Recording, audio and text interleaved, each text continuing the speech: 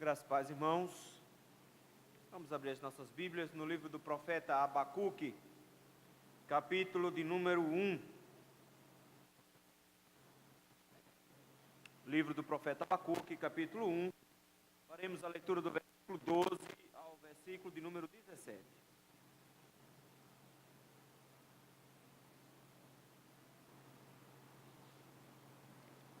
Livro do profeta Abacuque, capítulo 1, versículo 12 ao versículo 17, nos diz assim: Não és tu desde a eternidade, ó Senhor, meu Deus, ó meu Santo? Não morreremos. Ó Senhor, para executar o juízo, puseste aquele povo, tu, ó rocha, o fundaste para servir de disciplina.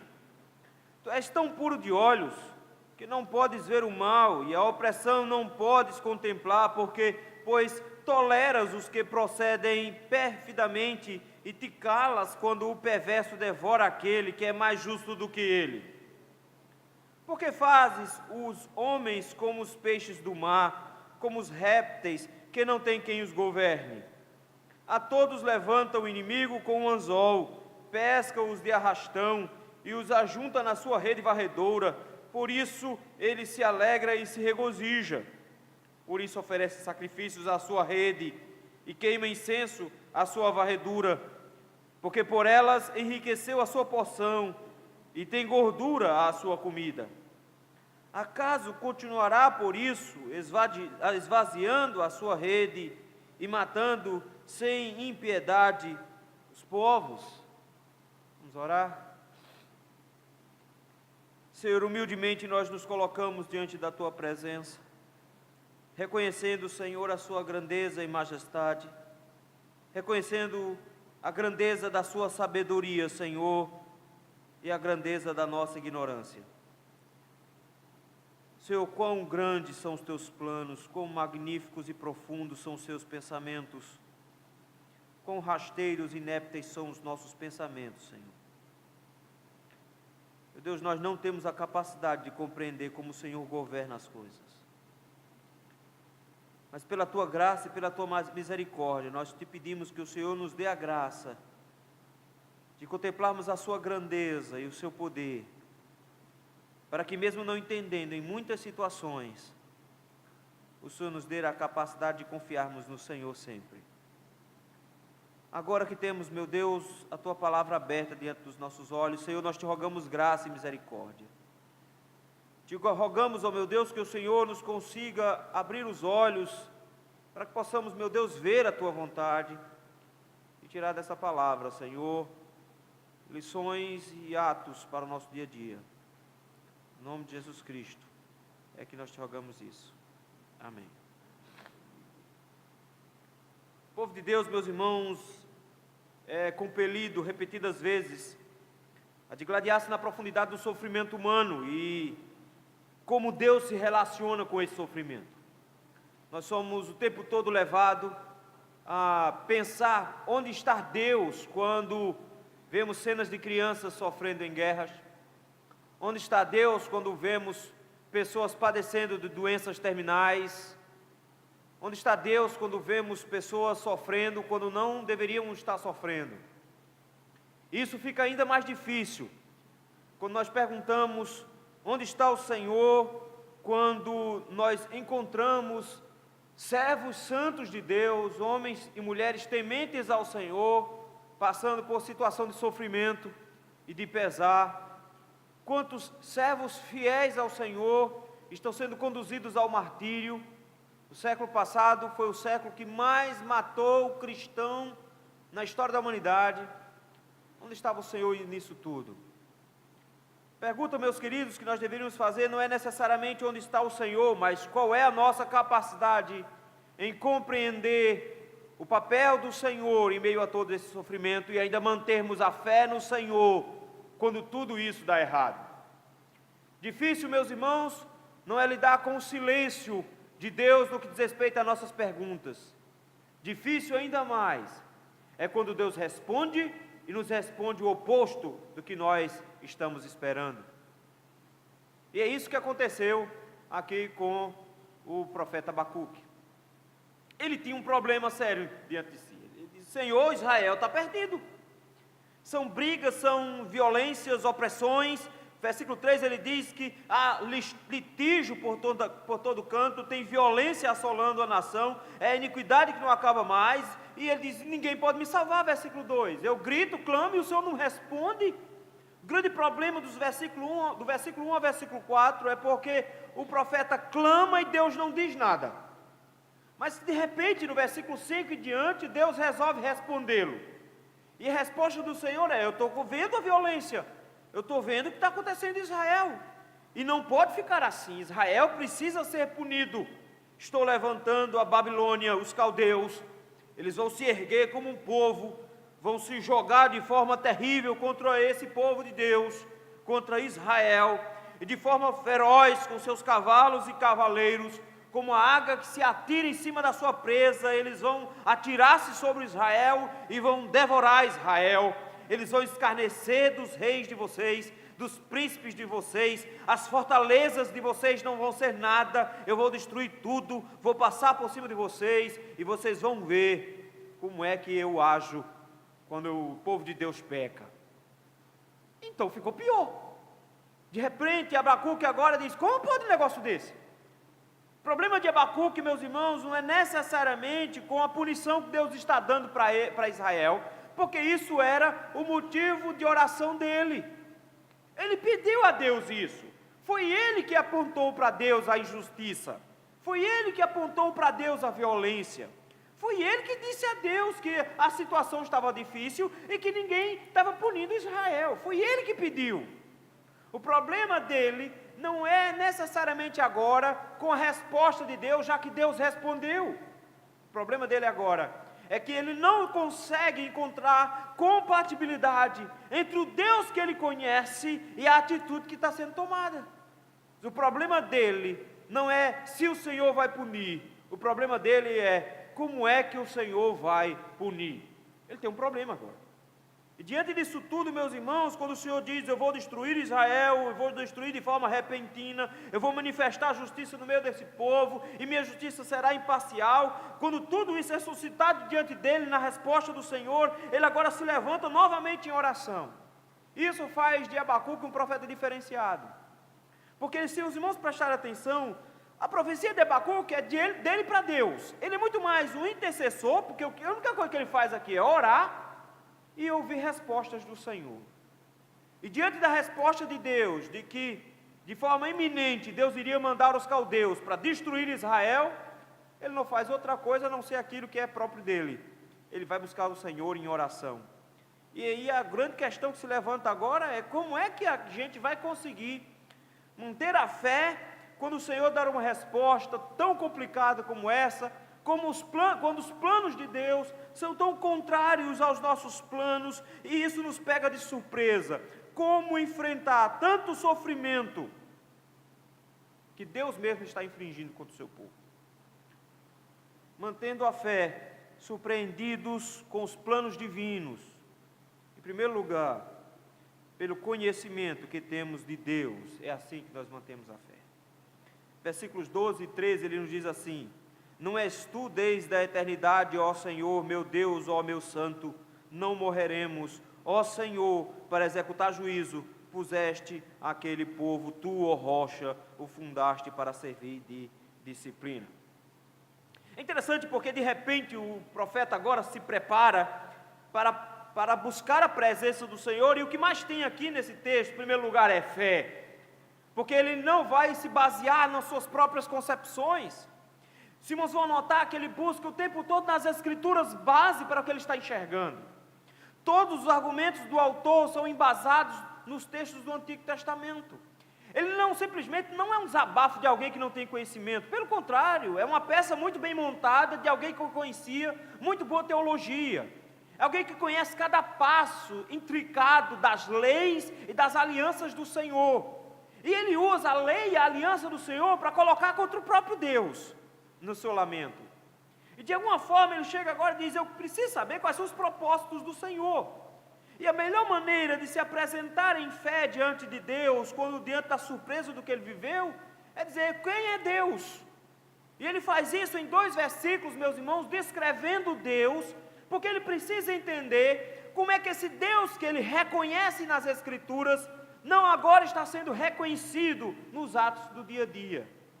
Notem, ele já começa dizendo: o Senhor é eterno, tu és desde a eternidade. Ele se lembra de que Deus tem em seu caráter, em sua natureza, a eternidade. Que a eternidade não é uma invenção divina, mas que na verdade faz parte da natureza divina, é assim que ele é. E ele sempre será assim. É interessante porque esse princípio que ele levanta aqui, foi na verdade um princípio que o profeta Isaías levantou diante de Ezequias, quando eles estavam diante de Senaqueribe, tentando invadir Jerusalém, e o que Isaías levanta é: lembre-se, o Senhor é eterno. E de agora, lembrando-se das palavras de Isaías, ele se lembra agora dizendo: o Senhor é eterno. E a história agora é um arcabouço perfeito para mostrar de que Deus, sendo eterno, se manifesta na história. E a grande pergunta que ele faz é: diante dessa eternidade do Senhor, como é que o Senhor agora resolve intervir na história de forma tão atabalhoada? O grande princípio que ele começa a se lembrar é: o Senhor é de muito tempo atrás. Mas em segundo, essa eternidade se manifesta também na aliança que ele fez com Israel. Notem comigo as palavras que ele usa. Ele diz: tu és desde a eternidade, ó Senhor, meu Deus, ó meu santo.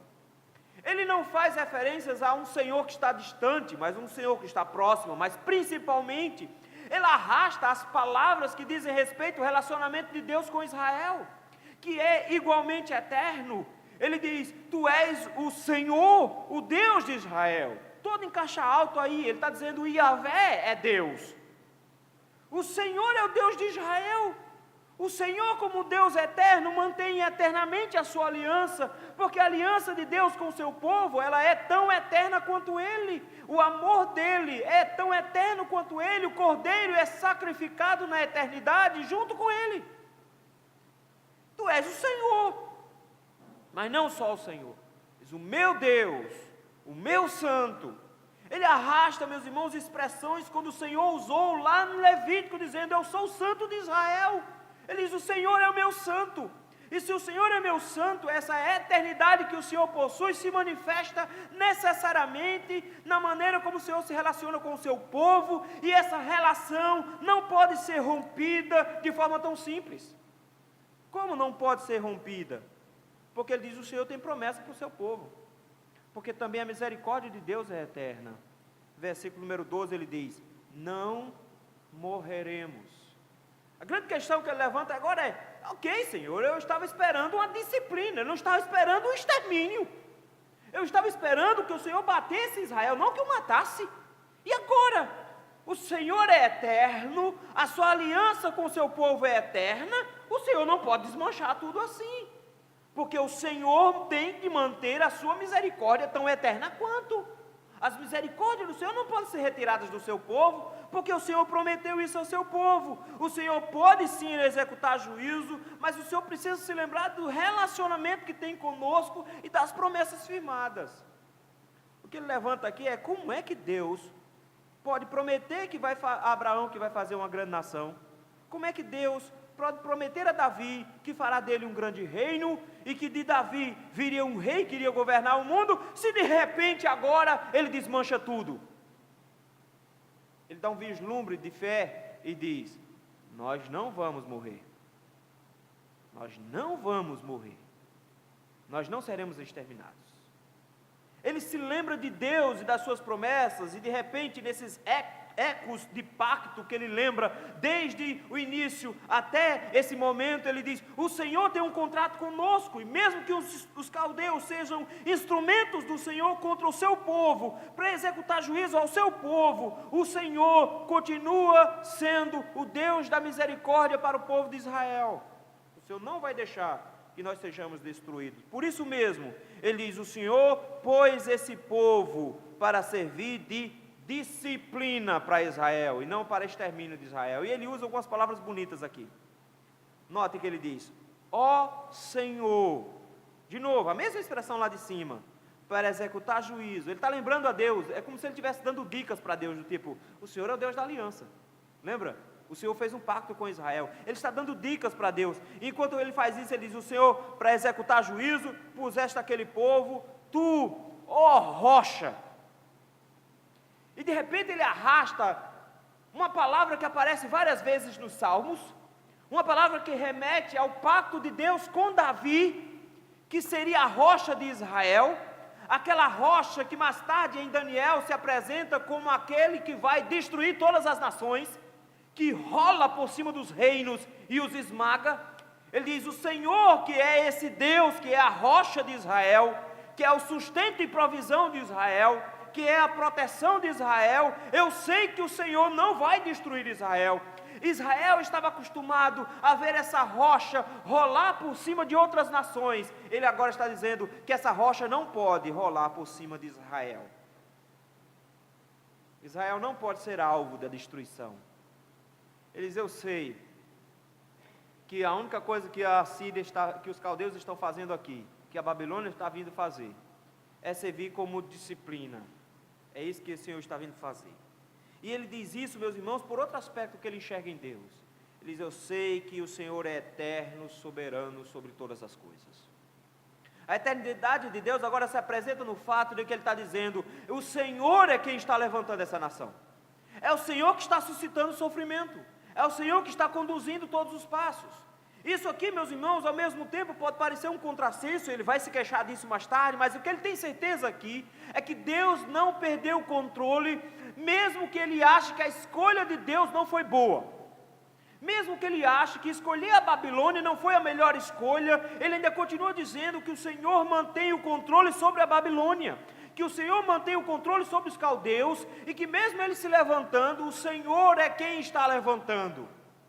Eles não estão soltos.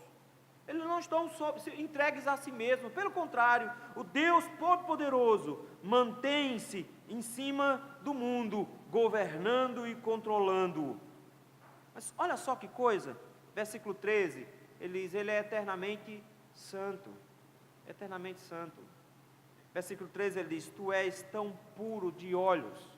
E ele vai descrever essa pureza, meus irmãos, numa referência direta aos padrões cerimoniais lá do tabernáculo, da pureza de Deus em todos os sentidos, onde, por exemplo, não se podia usar outro tipo de ouro, a não ser ouro puro, para fazer todos os utensílios lá de dentro do tabernáculo, de forma que o Senhor queria pureza na roupa dos sacerdotes, nas cortinas, em tudo, tinha que ter pureza. Ele diz, porque o Senhor é puro, e o Senhor é puro, e por isso não pode contemplar o mal. Como assim Deus não pode ver alguma coisa? Se Deus vê todas as coisas, se Deus na verdade, Ele é onisciente, Ele contempla todas as coisas, como assim Deus não pode contemplar?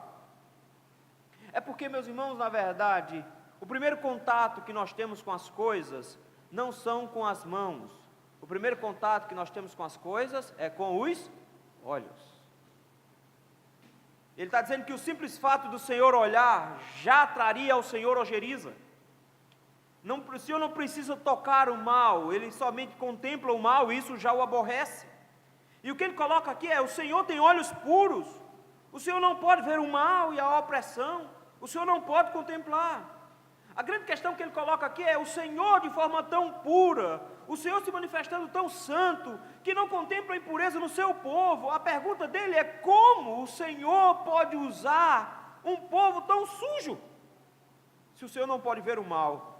Porque o Senhor me faz ver o mal, e Ele disse isso nos versículos anteriores, e o Senhor usa o mal contra Israel. Note, queridos, que as perguntas que Ele traz aqui, não são questões simplesmente que a gente pode responder de primeira, não parecem questões bem simples, não é do tipo, porque o Senhor queria, não, Ele está dizendo que as coisas que o Senhor está resolvendo fazer, são contrárias à natureza do próprio Deus. Ele está dizendo, Senhor, como é que o Senhor pode usar a gente assim? Se de repente, o grande princípio por trás, é que o Senhor é puro, como é que o Senhor vai usar o impuro? O Senhor é santo, como é que o Senhor usa o que não é santo? O Senhor é eterno e desmancha as coisas no meio do caminho. O Senhor faz uma aliança e a desmancha. Como é que o Senhor está desmontando tudo aquilo que eu conheço do Senhor?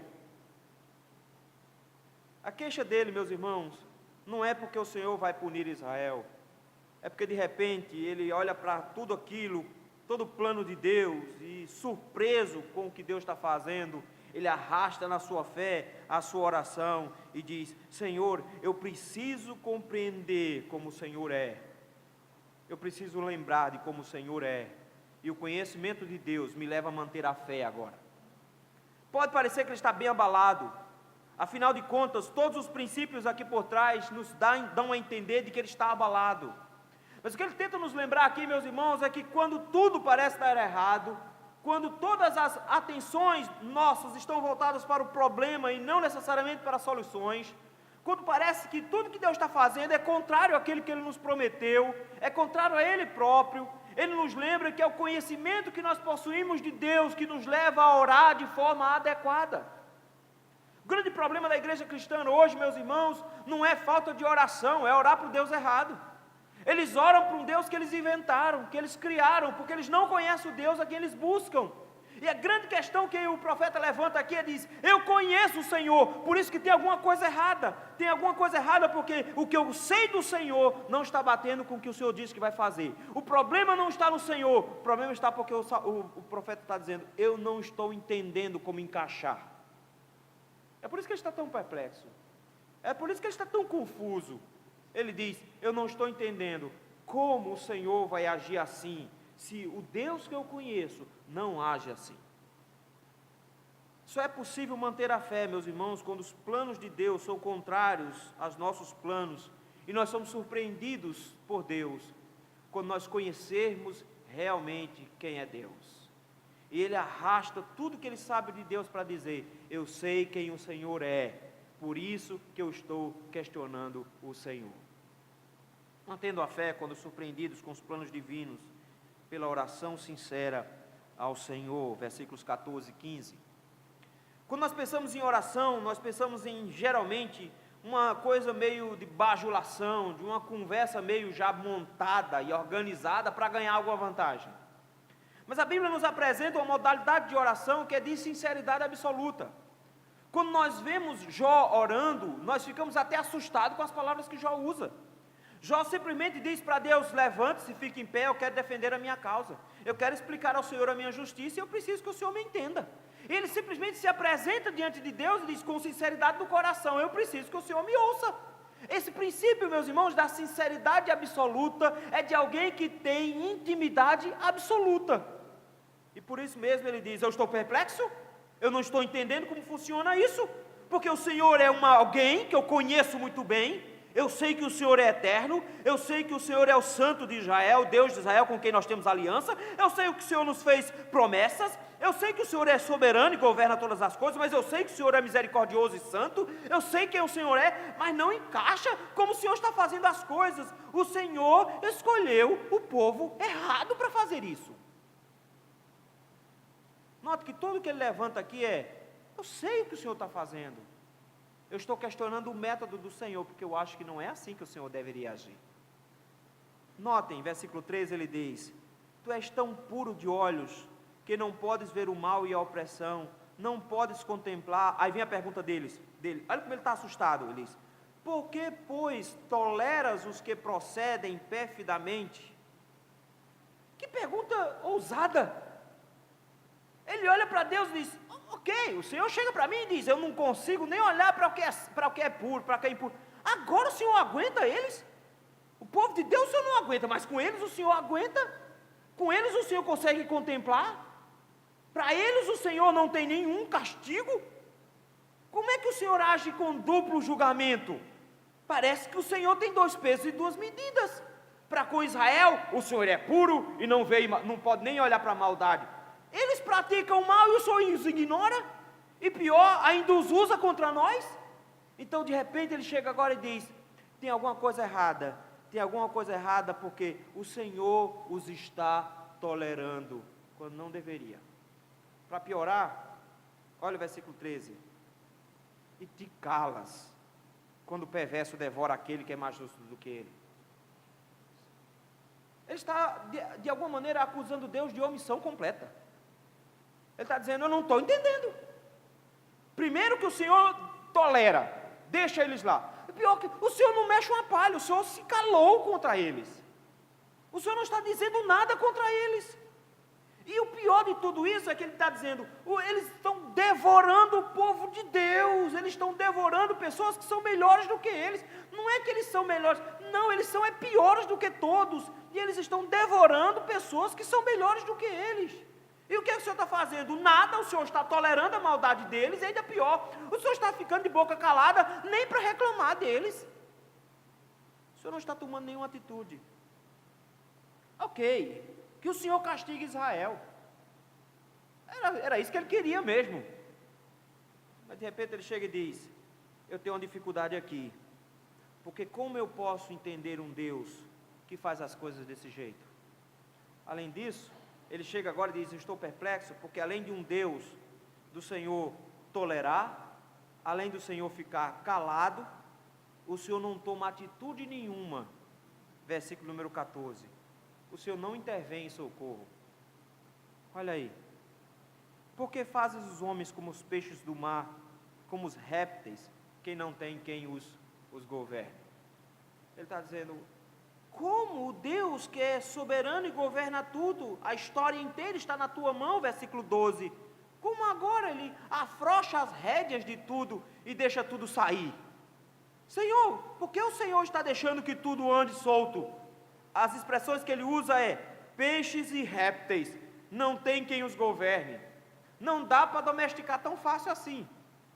É bem verdade que dá para domesticar peixe, dá para ensinar alguns truquezinhos até. Mas o que Ele coloca aqui é, não dá para governar cardumes. Não dá para dizer para que lado os cardumes têm de ir. Não dá para ter um rebanho de peixes. Não é possível. Eles andam sem governo, sem controle, ninguém os comanda. De repente Ele chega e diz, como é que o Senhor deixa o mundo desse jeito? Como é que o Senhor permite que uma nação tão ímpia como os caldeus se ergam contra o povo de Deus? E de repente o Senhor transforma homens como em peixes do mar e permite um Deus todo-poderoso deixa o povo ser levado pelas suas próprias paixões. Talvez Ele esteja pensando já nos caldeus, quando Ele diz que os homens são como peixes do mar. Porque no versículo número 15 Ele diz, a todos levanta o inimigo com o anzol. Essa expressão aqui, meus irmãos, diz respeito à desumanidade dos caldeus, de como eles eram terríveis, porque quando eles queriam subjugar o inimigo que estava dando trabalho, eles faziam uma coisa bem simples, eles furavam o lábio de baixo da pessoa, enfiavam um anzol e amarravam uma pessoa na outra.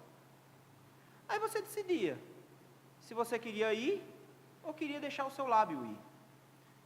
E como o lábio inferior é o lábio mais sensível, era o lábio que mais dói.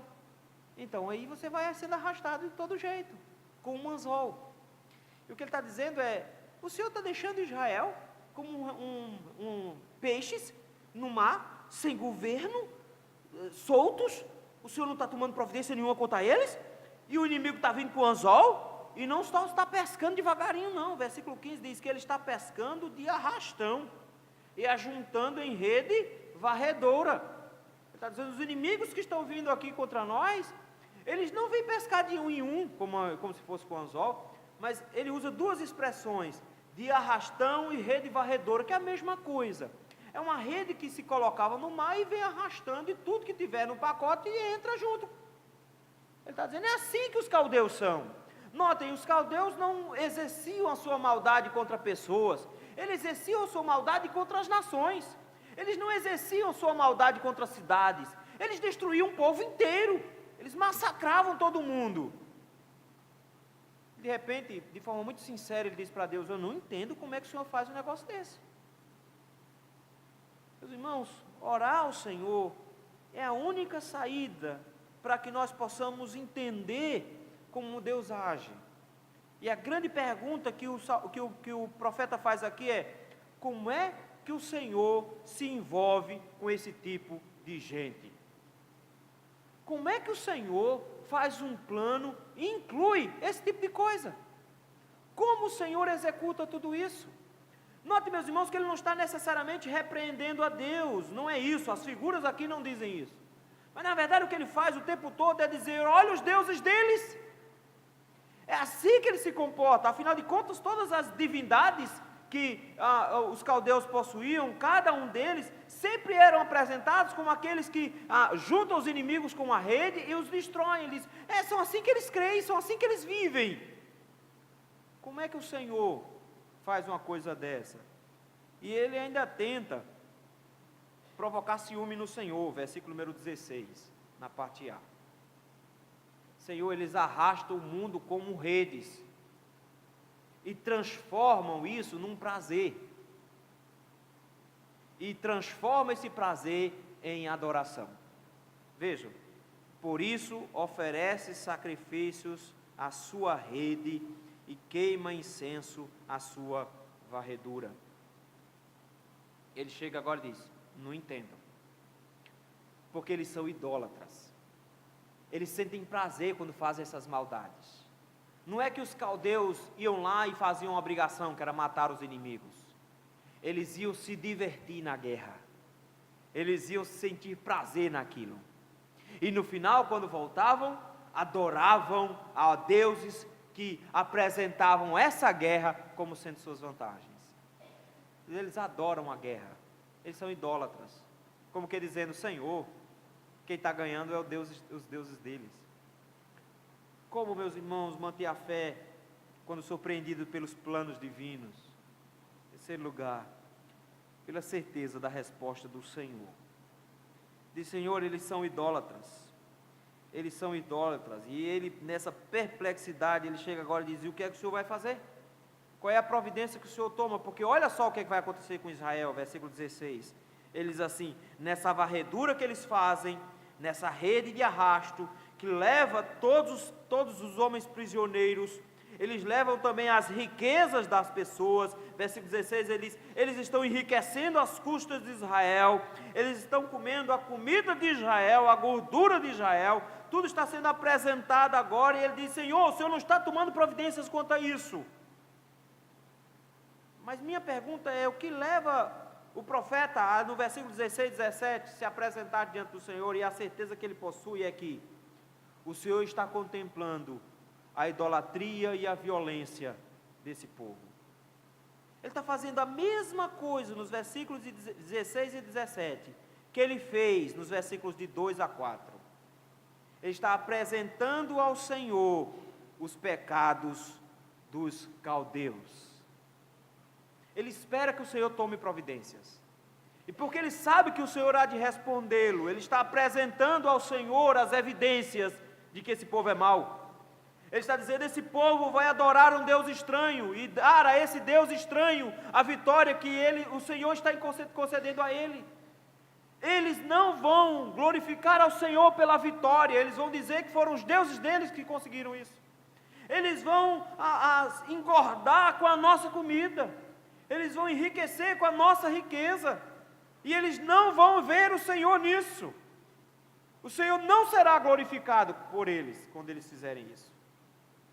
Ele está apontando os pecados dos caldeus para dizer: Senhor, olhe para isso, resolva esse problema, porque afinal de contas, no versículo 17, ele diz: eles são impiedosos, porque eles foram impiedosos, e o Senhor se calou, e o Senhor tolerou, mas eles vão continuar sendo impiedosos. A questão que ele levanta agora é: se o Senhor não intervir, se o Senhor não tomar providências, isso é só o começo, eles vão fazer coisas ainda piores. É por isso que o versículo 17 ele diz: acaso continuará por isso, esvaziando a sua rede e matando sem piedade os povos? Diz: quem é o próximo? A pergunta dele é: Senhor, o Senhor vai continuar deixando isso? Olha os pecados deles, Senhor. Olha o que eles fazem, olha a maldade que eles produzem. Olha como eles são maus. Eles pegam os reis e os príncipes, colocam em jaulas e os expõem como se fossem animais de zoológico. Eles pegam as mulheres nuas e amarram pelo pescoço, amarram pelo nariz, colocam um gancho na boca e arrastam. Ele pega os coitados dos velhos, corta o nariz, corta as orelhas, corta a língua e deixa os coitados dos velhos lá para morrer. Eles pegam as crianças e mutilam, deixam as crianças todas cortadas, cortam braços e pernas das crianças. Senhor, eles estão fazendo isso, fizeram isso no passado, porque eles estão lembrando aqui que o Senhor tinha acabado de fazer poucos anos antes com Samaria, o próximo alvo era Judá, eles sabiam disso. O Senhor, eles fizeram com Samaria, eles vão fazer conosco. A pergunta do profeta é: Senhor, o Senhor vai deixar que eles continuem fazendo? O Senhor vai deixar que eles continuem executando essa maldade? Senhor, quando é que eles vão parar, se o Senhor não intervir? Ele só faz essa oração aqui, porque ele conhece que Deus não permite que o mal prospere por muito tempo. Ele espera uma resposta do Senhor. Ele sabe que o Senhor vai respondê-los, e não vai deixar que esses impenitentes se apresentem contra Deus e se gabem de terem vencido no final. Queridos, quando nós olhamos para isso tudo, nós precisamos entender alguns aspectos importantes no que diz respeito à oração e como manter a fé quando os planos de Deus são diferentes dos nossos. Em primeiro lugar, meus irmãos, não é possível manter a fé se você não conhece realmente quem é Deus. A grande maioria dos desigrejados que nós temos hoje no nosso país não são de pessoas que realmente conheceram a Deus, mas que foi porque conheceram um Deus esquisito, que prometeu coisas a eles que Deus não prometeu, e que porque falhou eles abandonaram. O grande princípio por trás aqui, meus irmãos, é que nós precisamos saber quem é Deus para que possamos orar. Não é possível manter a fé em um Deus que você não conhece. Como buscar em um Deus que você não sabe quem é? O que o profeta faz aqui, na verdade, meus irmãos, é dizer que conhecer a Deus é a coisa mais importante que você tem na vida, porque sem isso você não vai saber enfrentar as lutas do dia a dia, você não vai saber enfrentar o sofrimento, você não vai conseguir enfrentar os problemas que o mundo vai trazer para você. Não vai conseguir. O povo de Deus busca conhecimento de Deus, porque ele sabe que nos momentos difíceis, o Senhor, sendo apresentado ao seu povo, dará ao seu povo, no seu próprio caráter, a resposta para o que está acontecendo. Mas os tempos estão tão difíceis, pastor, está tão complicado, por que o Senhor permite que o ISIS, que eles façam isso? Senhor, por que o Senhor permite tanto bandido do Rio de Janeiro? Senhor, por que o Senhor permite? Por que o Senhor deixa o estado de Pernambuco ficar nessa lástima de violência? Por que o Senhor deixa tanta gente morrendo no SUS e lá estirado lá num corredor de hospital? Senhor, por que tudo isso? Ele diz: meu filho, você não entendeu. A questão toda é que você não conhece a Deus de forma adequada, porque senão você não estaria fazendo esse tipo de pergunta. Deus é eterno em tudo quanto faz. Por isso os planos dele não incluem seu prazo curto de vida. Os planos de Deus incluem muito mais coisas. Os planos de Deus incluem a sua santidade, que é eterna. Inclui o seu pacto, que é eterno. Inclui o seu juízo, que é eterno. Inclui a sua santidade, que é eterna. E em todas as coisas, na sua eternidade, ele tem um projeto muito maior. Se você acha que tem alguma dificuldade em pensar por que é que Deus deixa que pessoas boas sofram, lembrem, ele permitiu que o próprio filho dele morresse. Ele sim era bom. Ele era o único que não merecia, porque todos os outros merecem. Então a pergunta não é por que é que Deus deixa os homens sofrer. A pergunta é por que é que Deus não manda logo todos para o inferno? Se nós conhecêssemos bem o Senhor, nós nos lembraria que a misericórdia do Senhor nos resgatou do império das trevas, pelo sofrimento do seu próprio Filho. Foi pelo sofrimento de Jesus Cristo que nós fomos salvos. Se nós conhecêssemos bem o Senhor, nós nos lembraríamos que nós não temos motivos de queixas diante dos sofrimentos, porque Cristo sofreu para que eu e você não fôssemos para o inferno, porque Deus não tinha nenhum compromisso em salvar ninguém, a não ser a sua própria palavra que ele empenhou depois. Deus não tinha dever nenhum para com Adão, mas ele resolveu, por amor ao seu povo, salvar o seu povo. O princípio então, meus irmãos, é que o problema não é um Deus que não intervém nos sofrimentos humanos. O problema somos nós que não conhecemos a Deus como deveríamos. E aí, não conhecendo a Deus, nós não conhecemos quem somos. Nós não sabemos o nosso problema, nós não sabemos como merecemos. Segundo aspecto que eu preciso entender, que para manter a fé, eu preciso aprender que na oração eu vou encontrar o conforto da parte de Deus. Oração, meus irmãos, não é um momento onde eu coloco uma lista de necessidades na presença do Senhor, mas oração é o momento em que meu coração se abre diante de Deus. Oração é um momento em que eu coloco diante do Senhor tudo aquilo que eu estou pensando, por mais assustador que seja. É quando eu realmente exponho diante do Senhor os meus dilemas. E é exatamente isso que Abacuque fez aqui.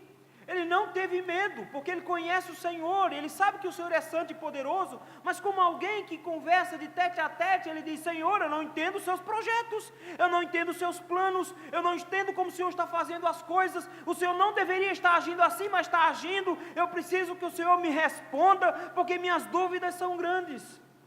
Ele não tem vergonha de dizer para o Senhor: eu não entendo, eu não compreendo, eu acho que não era para ser assim. Ele não tem problema em errar, em dizer bobagem. O que eu acho mais bonito na história de Jó, em suas orações, é o tanto de besteira que Jó diz. E ele abre a boca o tempo inteiro e fala loucuras, ele fala coisas que ele não entende. Ele só vai descobrir isso mais tarde, quando Deus vai conversar com ele. Quando Deus resolve, depois de muita oração, conversar com Jó, aí Deus chega para Jó e diz: fica de pé, filho, mede a altura para ver se a gente consegue debater de igual para igual. A resposta é: vamos fazer só um teste rápido. Me diz uma coisa, para a gente saber se dá para debater de frente para frente. Onde é que você estava quando eu coloquei os fundamentos da terra, meu filho? Você estava aonde para me ajudar, que eu não vi? Meu filho, me diz uma coisa, você sabe fazer chover? Não. Meu filho, me diz uma coisa, você consegue controlar as coisas, por exemplo, fazer o sol nascer de vez em quando? Você consegue fazer isso, meu filho? Meu filho, então você não está de igual para debater comigo. Mas sabe o que é bonito nisso? Deus ouviu Jó dizendo bobagem. E Deus respondeu às bobagens de Jó. É tanto que quando termina ele diz: agora eu vou botar a mão na boca, porque eu falei de coisas que eu não entendia, eu tenho que ficar quieto. Mas Deus não repreende Jó, Deus o ajuda a entender quem ele é. A repreensão vem para os amigos: vocês erraram, vocês falaram o que vocês não sabiam, vocês descreveram Deus equivocado, vocês não me conhecem. Jó falou loucuras, mas ele sabe quem eu sou. Vocês falaram loucuras por desconhecimento de quem eu sou. E os amigos de Jó eram todos da teologia da prosperidade, vou logo avisando. O princípio aqui por trás, meus irmãos, é que eu tenho que ser sincero em minhas orações. Qual é o problema nisso? Qual o problema em dizer: Senhor, eu estou com problema, Senhor, com comida, estou comendo demais, estou engordando, está ruim, Senhor, minhas taxas estão todas equilibradas porque eu não consigo controlar a boca. Tem que dizer isso para o Senhor. Já parou para pensar nisso? Rapaz, é uma bobagem. Meu irmão, você precisa colocar diante de Deus: Senhor, eu estou com um problema e esse é um problema para mim. Não interessa, Senhor, a gente vai bater papo, e quando a gente conversa, bater papo, a gente fala besteira, então vamos lá. Mas o princípio aqui por trás é da completa sinceridade ao se apresentar diante de Deus em oração. Não camuflando o coração para fingir que é alguém que Deus sabe que você não é. Colocando diante de Deus realmente o coração, dizendo: é isso que eu sou, Senhor. Um porcariazinho que não entende as coisas direito, mas eu preciso que o Senhor me explique. Como manter a fé? Sabendo que o Senhor responde no final. Colocando todo o problema na mão do Senhor e deixando na mão dele. Se o texto terminasse aqui no versículo 17, nós diríamos: realmente, Deus está errado. A resposta vai vir o mês que vem, no capítulo 2. Mas o princípio que ele está levando em consideração nos versículos 16 e 17 é: o Senhor responde. Se o Senhor respondeu quando eu reclamei de Israel, o Senhor vai responder quando eu reclamar do povo dos caldeus também. Eu preciso levar em consideração, meus irmãos, porque a fé que eu possuo no Senhor é de um Deus que responde às nossas orações. É um Deus que está atento aos nossos pedidos, é um Deus que está atento às nossas queixas, é um Deus que está vendo o nosso lamento, é um Deus que contempla quando a gente aponta. Deus não está com os ouvidos tapados para nos ouvir, pelo contrário, o Senhor continua atento, mesmo que pareça que Ele está fazendo um negócio completamente esdrúxulo. Mas Senhor, como é que o Senhor pode deixar Dilma ganhar de novo daquela vez? Não é? Mas o Senhor responde às nossas orações, o Senhor tirou ela depois de alguns anos. Ah, Senhor, como é que o Senhor deixa a violência? O Senhor responde às nossas orações, porque o Senhor está levantando em nosso país homens e mulheres para brigar pelo que é certo, para fazer o que é certo. Estamos vendo mudança. Nós precisamos entender, meus irmãos, que nós precisamos apontar para os problemas e esperar que o Senhor responda. Quando nós oramos duvidando, nos diz Tiago, nós somos como uma onda do mar, instável, e Deus não se agrada de homens que têm espírito dobre, homens que não têm convicção. Nós oramos porque cremos que o Senhor responde. Mesmo que a gente fique surpreso depois quando Ele respondeu. O povo de Deus é compelido repetidas vezes, meus irmãos, a digladiar-se com a profundidade do sofrimento humano. E ele pensa várias vezes, onde está Deus diante do sofrimento? Onde está Deus diante de todas essas questões do mundo? O Senhor nos leva a ver que os planos de Deus às vezes são diferentes dos nossos, mas que nós precisamos buscá-lo em oração para mantermos a fé, quando os planos de Deus forem muito diferentes dos nossos e nós formos surpreendidos com isso. O Senhor nos conclama a nós conhecermos a Ele, conhecermos quem Ele é. O Senhor nos conclama a sermos sinceros em nossas orações. O Senhor nos conclama a esperarmos a resposta que vem do Senhor. Que o Senhor nos abençoe, meus irmãos.